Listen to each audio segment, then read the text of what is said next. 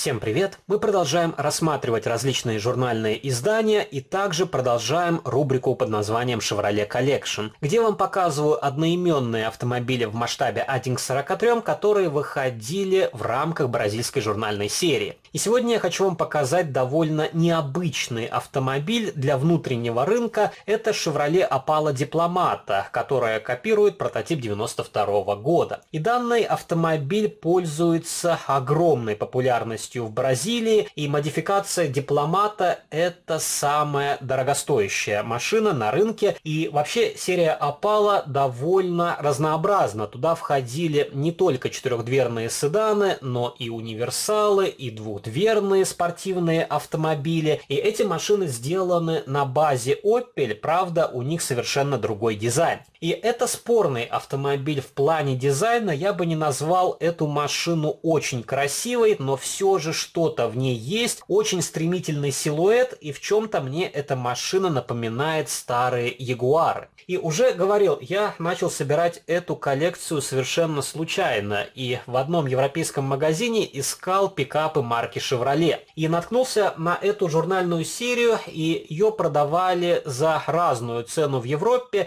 Некоторые модели можно было найти за 3,95, некоторые стоили 5,95, некоторые 6,95, и некоторые образцы я видел в продаже за 25 евро. Не знаю, с чем связано такое ценообразование, ведь в Бразилии эти автомобили шли за фиксированную цену. И, кстати, в Европе модели продавали без журнала, хотя изначально они комплектовались литературой. И было бы интересно почитать, что было написано в данных журналах.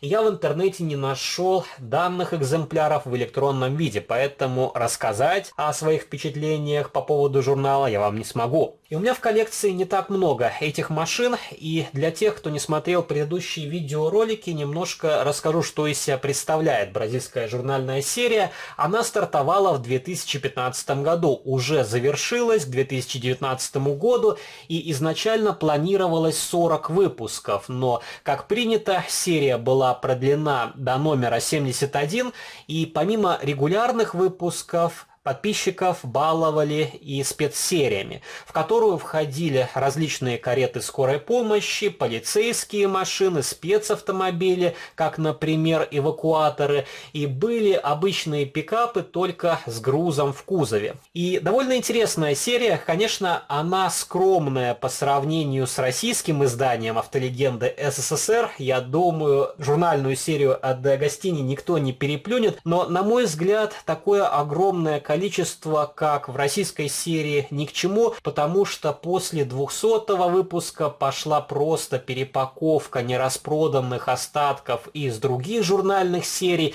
Также были перекрасы, и я считаю, это просто выкачивание денег из населения. И лучше серию завершить на хорошей ноте, как это сделало бразильское издание. Машины у меня в коллекции более-менее нормальные в плане покраски и сборки, хотя встречаются не очень качественные экземпляры, куда же без этого. Я вам показывал Chevrolet Omega, у которой были откровенные дефекты, но там, скорее всего, были повреждения от солнечных лучей, оплавилось остекление, и также все было залито клеем. В этом плане данная масштабная копия чуть лучше, хотя тоже в краске я заметил небольшие соринки, также вздутие, и почему-то эта модель полностью обмазана каким-то жирным силиконом. Возможно, для транспортировки, но опять же, модель не соприкасается с блистером, который повторяет корпус автомобиля, потому что она пакуется в прозрачный дисплей-кейс. И зачем ее обмазывать воском или силиконом, я совершенно не представляю.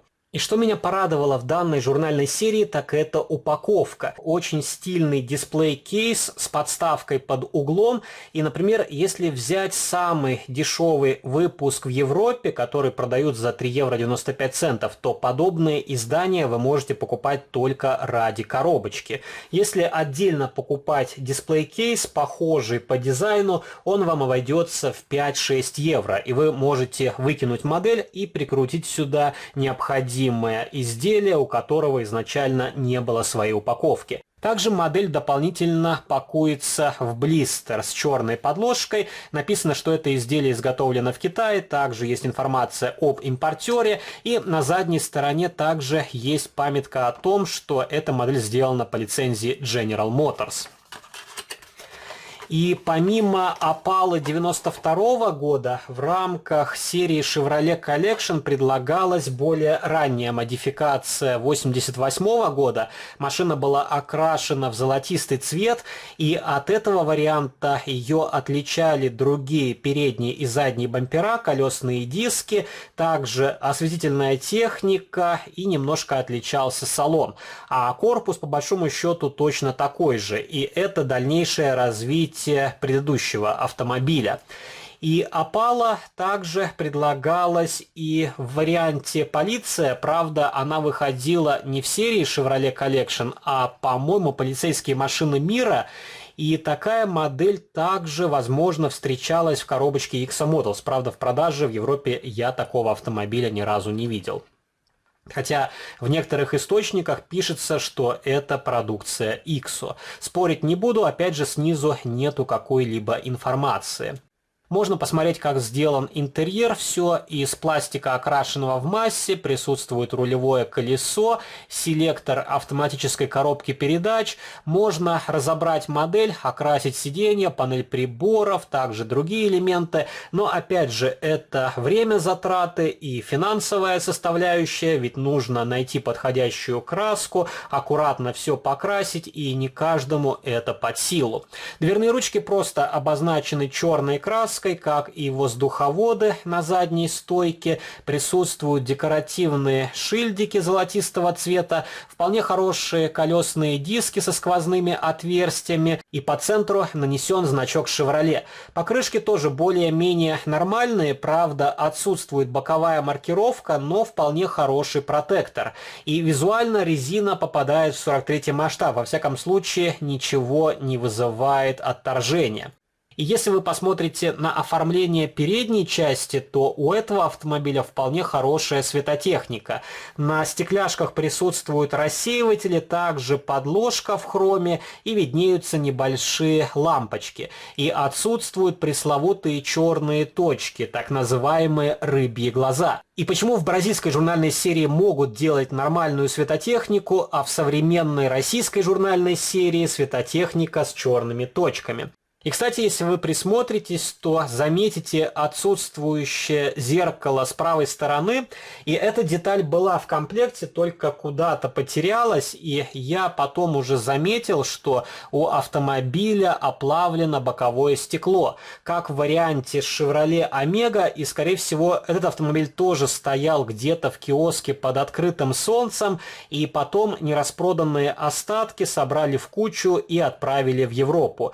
А когда модель находится в магазине, то при упаковке мало кто смотрит на отсутствующие детали, особенно если машина стоит боком. И уже не буду отправлять эту масштабную копию обратно, не вижу смысла, потому что пересылка будет дороже, чем стоимость новой модели. Также установлены регистрационные номерные знаки, белый фон, черные буквы и цифры.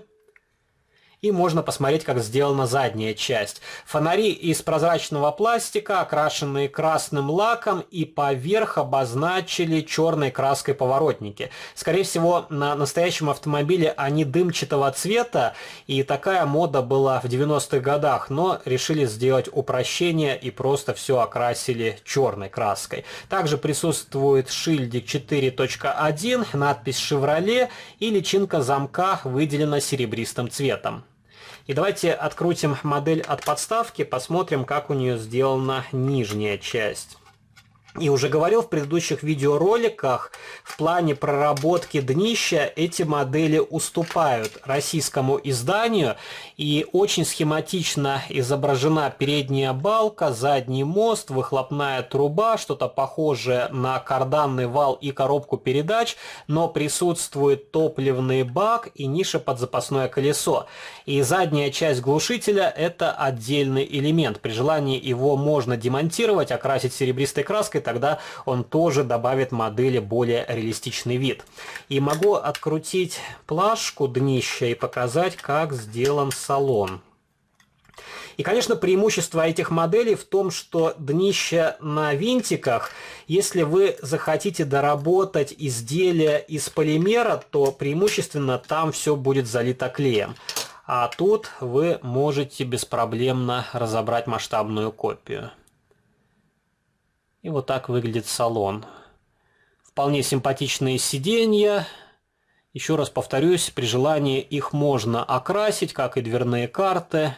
Давайте соберем автомобиль обратно и покажу вам другие масштабные копии, примерно такие же по уровню проработки.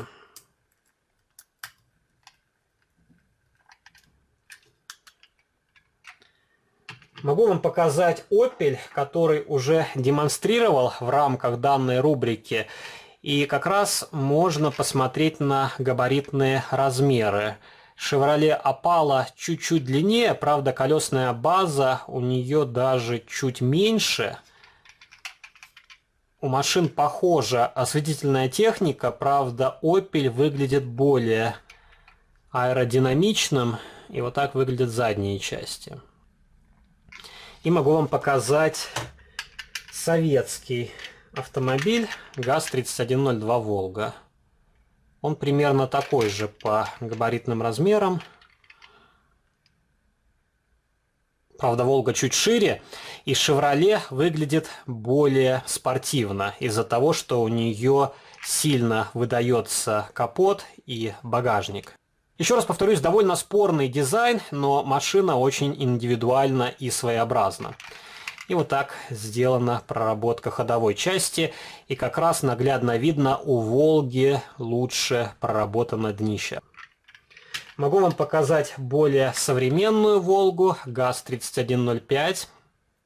Она, на мой взгляд, выглядит более симпатично, чем Chevrolet Opala.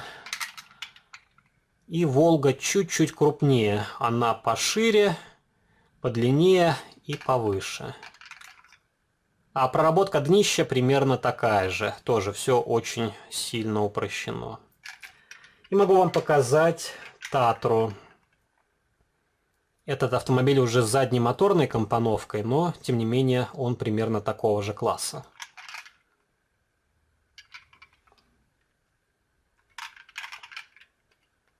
Так что вот такая симпатичная модель, которая может стать украшением вашей коллекции, если вы собираете различные иномарки, также автомобили для внутренних рынков. Если вам понравился данный видеоролик, не забывайте поддержать его лайком. Вступайте в мои группы в социальных сетях, ВКонтакте и Фейсбуке, жмите на колокольчик и также подписывайтесь на мой второй канал, там тоже выкладываются разнообразные видеоролики на модели из моей коллекции. А на сегодня это все, до новых встреч, пока!